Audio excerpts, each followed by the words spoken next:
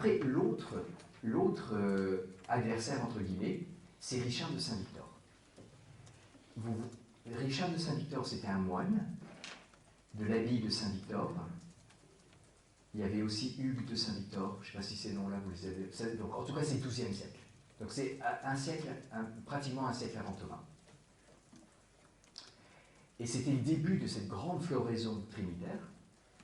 Et Richard de Saint-Victor, et puis je vais prendre un tout petit peu de temps pour en parler, même si ce n'est pas si important pour comprendre Thomas, mais c'est important parce qu'il a été beaucoup repris par la théologie moderne, et en plus, ça parle pas mal, ses explications.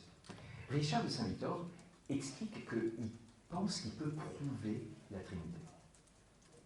Ou l'expression exacte qu'il dit, il dit « Je vais vous montrer les raisons nécessaires pour la Trinité. » Et il part du fait que Dieu est parfait. Bon. Et que Dieu est amour. Et que Dieu est joie. Donc c'est les 3 points de départ de Richard de Saint-Victor. Mais quand on met ça ensemble, ça oblige Dieu à être 3. Alors voilà comment ça se passe.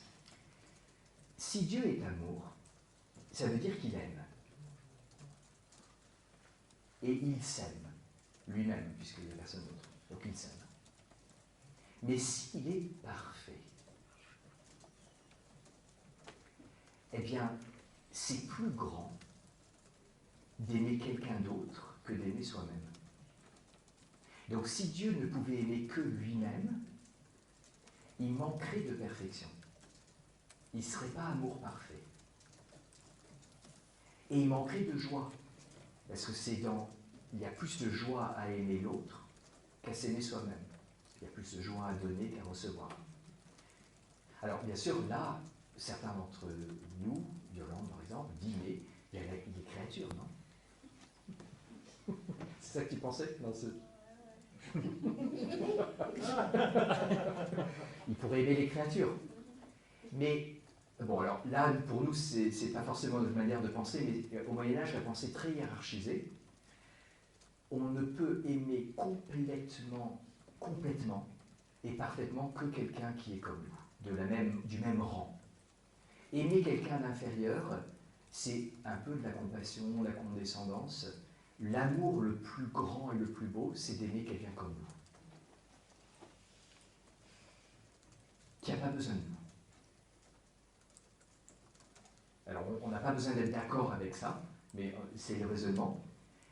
Mais alors, j'ai dit, je ne sais pas si vous avez remarqué, Dieu est parfait, il est amour parfait, joie parfaite, et aimer un autre, c'est plus que s'aimer soi-même. Je n'ai pas dit c'est parfait. Qu'est-ce que c'est que l'amour parfait? C'est partager son amour avec un autre, partager son amour de quelqu'un avec un autre.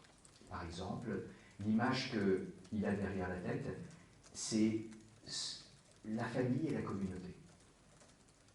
On a plus d'amour quand on n'est pas simplement mère ou père, mais quand on est parent, c'est-à-dire mère avec un père, père avec une mère. On partage l'amour. C'est pas qu'on a plus d'amour, c'est pas le bon exemple. L'amour est plus parfait. L'amour est plus joyeux. Alors, je parle de Dieu, hein, ça ne veut pas dire que dans le monde humain, il n'y a pas... Non, on n'arrive jamais à ce genre de choses. Il y a plein d'accidents dans la vie. Mais pour qu'on arrive à l'amour parfait, on partage. Et puis la même chose, la communauté, c'est ça. Qu'est-ce que c'est qu'une communauté?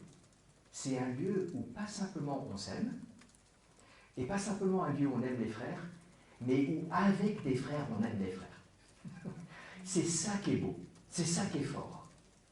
Et du coup, en latin, voilà les mots, c'est il y a besoin d'un dilectus. C'est-à-dire qu'en latin, il y a beaucoup de mots pour dire l'amour, et un des mots, c'est dilegere. Dilectus, c'est celui qu'on aime. Et il y a un condilectus, celui avec qui on aime. C'est intéressant, c'est que carrément, Richard de Saint-Victor dit Dieu est, alors il dit consortio dilecti, c'est-à-dire il est communion, communauté d'amour. Dieu est communauté d'amour. Et à un moment, il parle aussi de société et de sociabilité. Donc, alors la question après, c'est, normalement, je vais continuer sur la lancée. C'est mieux d'aimer quelqu'un que de s'aimer. C'est mieux d'aimer quelqu'un avec quelqu'un d'autre que de s'aimer. Est-ce que ce ne serait pas mieux de, je sais pas quoi, d'aimer plein de gens avec plein de gens et puis d'avoir plus que 3 personnes dans la Trinité, non? Pourquoi il n'y a que 3? Et c'est là que Richard a un peu de difficulté, mais il s'en sort et il dit, il y a 3 types d'amour. Il y a 3 types d'amour. L'amour, c'est de se donner. L'amour, c'est de se recevoir. Et puis l'amour, c'est de se donner et de se recevoir. Ou de se recevoir et de se donner. Et dans la Trinité, le premier, c'est le Père. Le deuxième que je vous ai dit, c'est l'Esprit. Il ne fait que se recevoir, du Père et du Fils. On est dans le monde latin, filioque. Et puis, le deuxième, le Fils, il reçoit, mais il donne, puisqu'il spire. Vous connaissez le mot? Il spire l'Esprit. Donc, il fait procéder l'Esprit. Inspiration de l'Esprit.